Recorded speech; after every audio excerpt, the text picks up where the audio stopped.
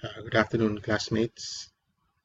For my presentation, I used the article sent by Professor Sana, as well as some slides from her previous presentations. For the mentoring program, I came across some definitions of what a mentor was, and one is from the Greek mythology, the Odyssey, where the character Odysseus entrusts the education of his son to the care of his faithful friend named Mentor. Also, the word gurukuls from ancient Indian times, where pupils were entrusted to the care of a guru who helped nurture and guide their professional, personal, and all-around development over the years. In surgery, sometimes we do further training in an informal program called mentorship, where you just, usually in a foreign institution, where you pick a senior surgeon or senior specialist and you just follow him in his daily habits in the hospital in terms of the surgery, the patient preparation.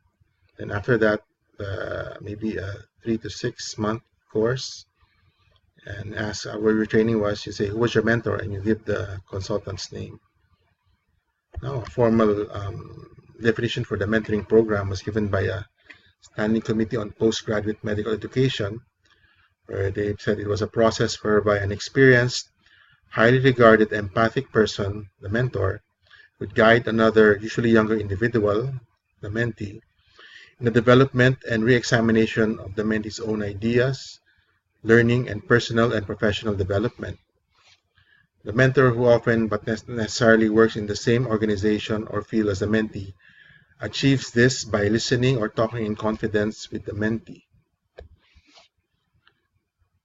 Objectives of an organizational mentoring, of course, in the Harvard institution, they would want this was developed to help develop the human assets of the organization, help to transfer tacit knowledge from one set of employees to the other, and also aid in the retention of its valued employees.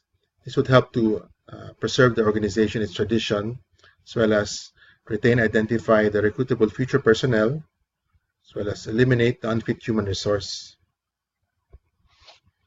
For the crux of the presentation, this slide would show the breakdown of the pedagogical and organizational principles for setting up a mentoring program.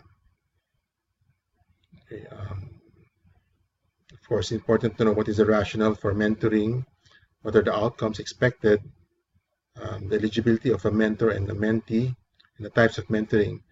For this part, we had the previous presentations already, especially the types of mentoring.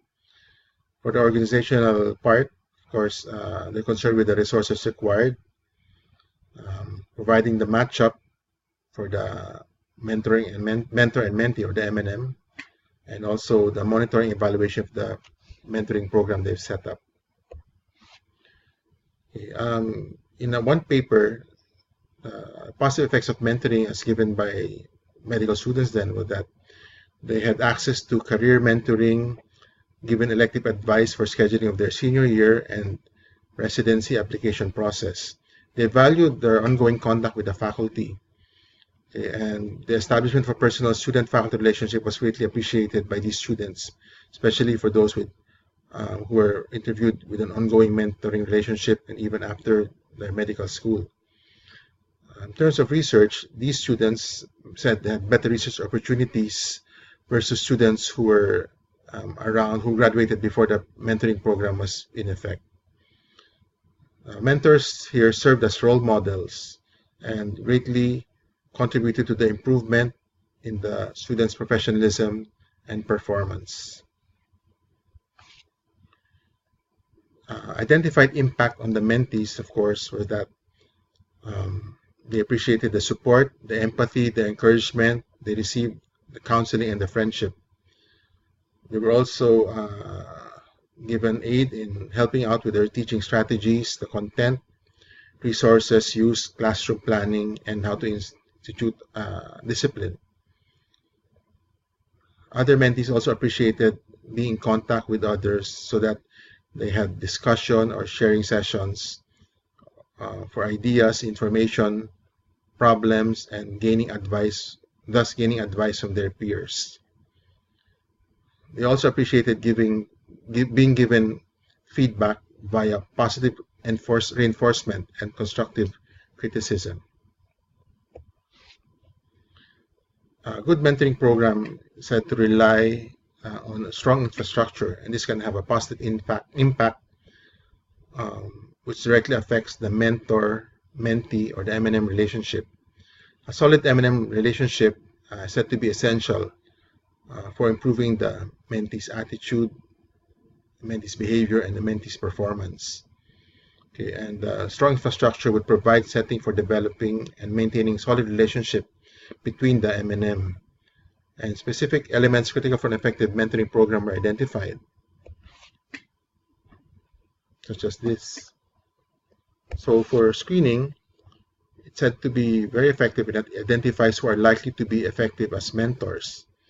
Effective mentor should exhibit is said to be ideal if they exhibit the following characteristics: ability to build trust, maintain a steady presence in the mentee's life, respect the mentee's viewpoint, understand the mentee's need for fun or letting loose.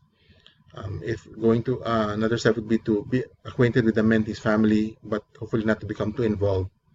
And also the mentor's willingness to consult with the program staff for help and advice. Orientation and training would help to ensure the mentor and mentees would share a common understanding of the mentor's role and help to develop realistic expectation or manage expectation of what they can accomplish. Providing support and supervision would help the mentor to build trust and develop positive relationship with their mentees. Having this support and supervision would help both M&Ms to negotiate challenges they have in their relationship. So far, in our previous presentations, we know that a mentor's role would be, of course, to listen actively with interest to the mentee, holding focus on the mentee's agenda. Okay, manage, of course, the framework for the mentoring sessions, but would encourage a mentee to take responsibility for the content. Okay, mentor would also be robust, and they would challenge a mentee who is not sufficiently focused, may offer sympathy to the event of bad experience. At the same time, be encouraging to the mentee to take ownership and respond appropriately to whatever situation the mentee presently is in.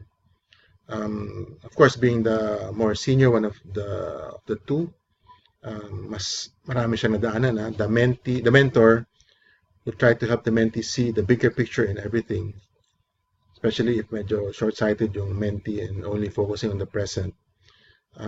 Helping the mentee to reframe his or her views on something, consider different perspective, would be right for the mentor and shows taking an interest in the mentee's progress.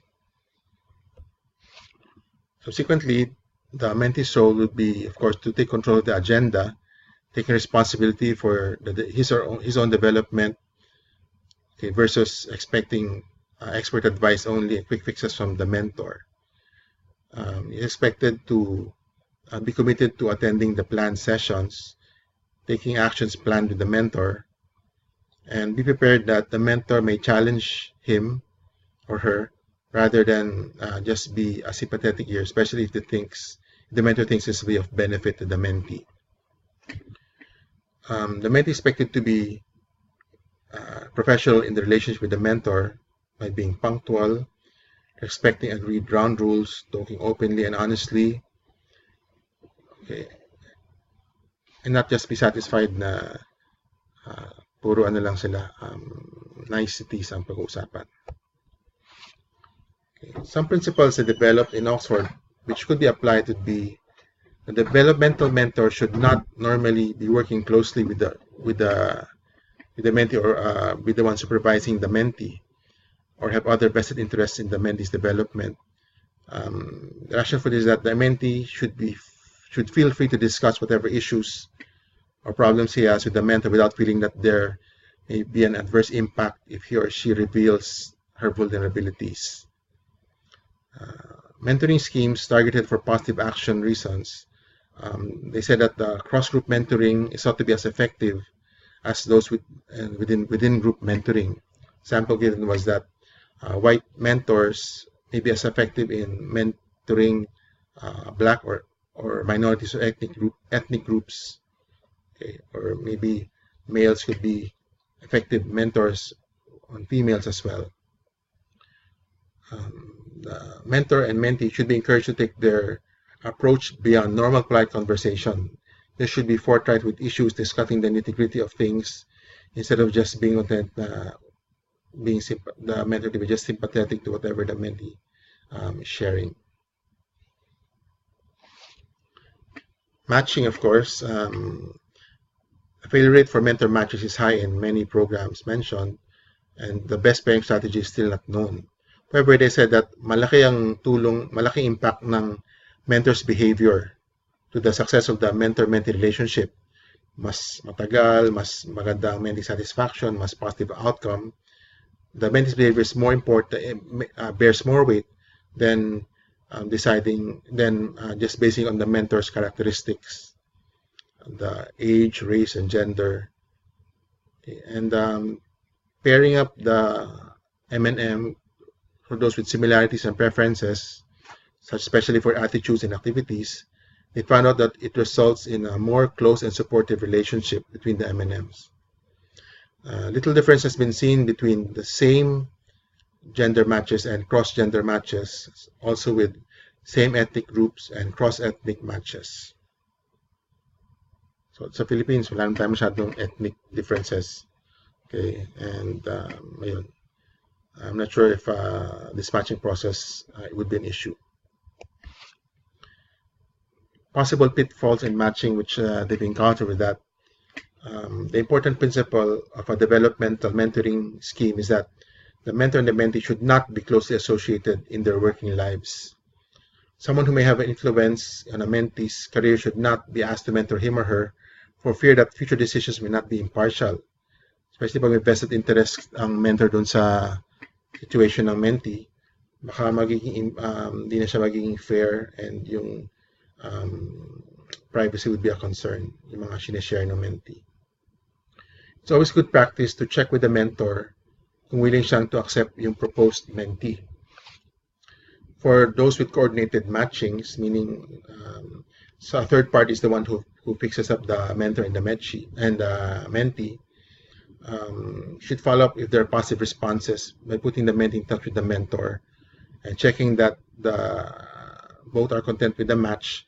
If there's any negative response on either party, then it would require changing the match or requiring a new mentor to be found. Pag uncoordinated naman yung scheme, where the mentees make direct contact with the mentor, sila naghanap ng mentor nila, the mentor should be briefed that he can turn down requests to be a mentor if he finds it unsuitable for any reason.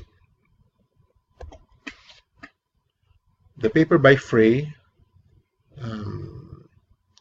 mentioned the program goals and common areas covered in mentoring.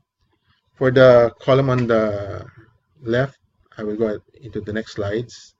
For the one in the right, anyway, basically the areas they covered would be the clinical competence of the medical professional, taking insights and guiding him in the career development, providing social psychological support, especially during training or as a student, going into research, developing research proficiency, as well as overall personal development of the mentee. For the column on the left, the paper there showed that the mentoring program would provide career counseling. Okay, this was developed to improve actually the medical school curriculum and provide adequate access to career counseling by the faculty mentors. Meron silang different phases dun sa career development program. Una, of course, explore the career they want and decide if they want it. Then kung na-decide na, in this case, residency, prepare for the residency application, and then help them with the interviews done during the application.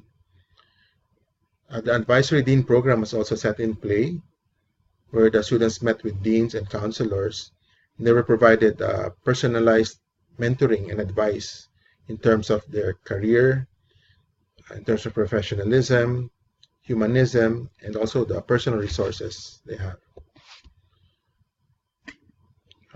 Developing professionalism and supporting students for their personal growth is very important. And with this concept, they aim to make the students aware of the importance of developing their professionalism by setting goals for the subsequent years.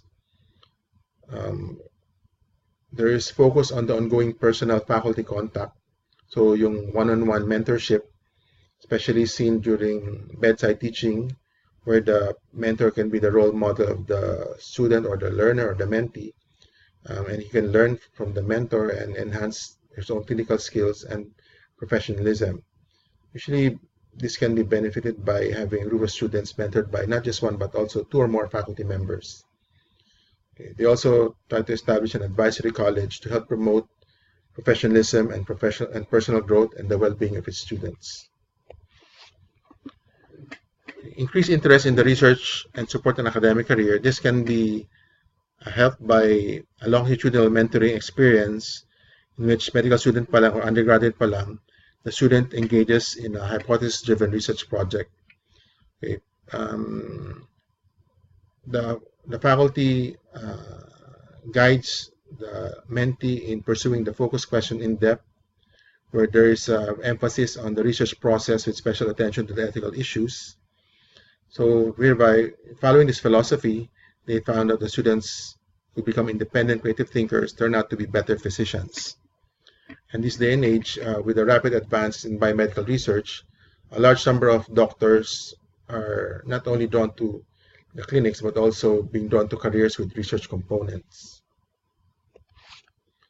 Okay, so it also helps to foster the students' interest in a specialty for which a future shortage is projected. So dito yung the school here, the faculty launched a medical student research initiative to increase peak interest in the research during their undergraduate medical education. So integrating these undergraduate students into the blank research or whichever topic they want, okay, hereby promoting research programs and encouraging the mentoring relationship with within that specialty, can be working in the primary care field, produce high research productivity, and contributes to the high percentage of the graduates opting for training in that particular field which they picked.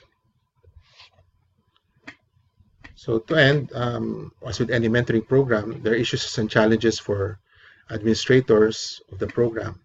One would be, of course, awareness. They should be aware that there has been a lot of literature already for starting a mentoring program.